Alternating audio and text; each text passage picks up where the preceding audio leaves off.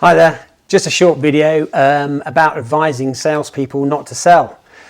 Is it still controversial? Well, I don't know. Most of us know that we really need to be problem solvers than salespeople.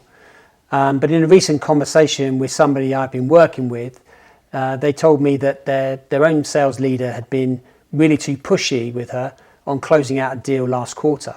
I dug into the details and basically was surprised there are still people operating out there with a 1990s mindset. I get it that a lot of pressure is on sales managers and leaders at the moment, but let's take a minute to check ourselves when we're having these conversations, especially new people into a sales role.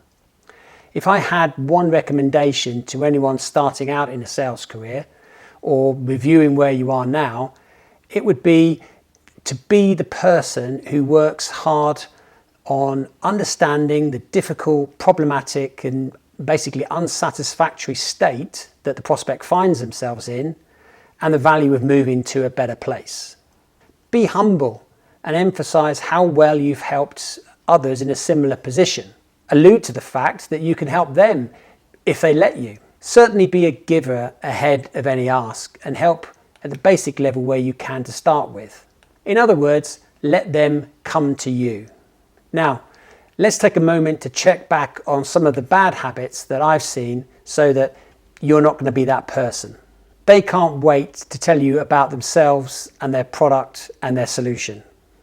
They open with their business, what they're doing, how they got there, their history. We don't really care.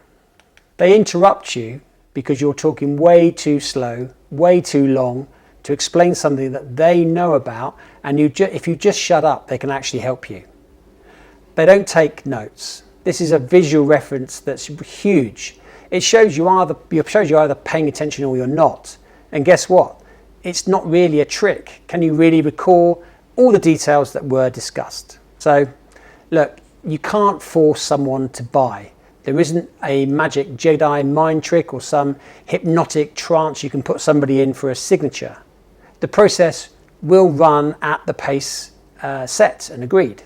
You could try and speed it up, but it's very unlikely to be successful. Do make sure though that you understand the reasons behind the timeline and challenge some of their assumptions where it's appropriate.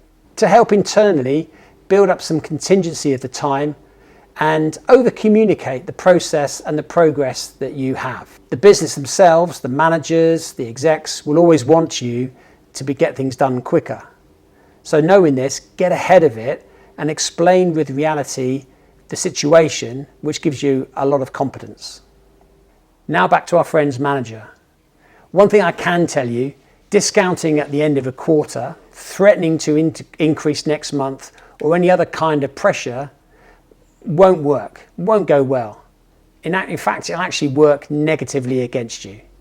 It takes a long time to build the trust, but just a second to lose it. Sales is a profession, so let's support each other to be professional. I hope you're having a great day and this has been a useful little reminder.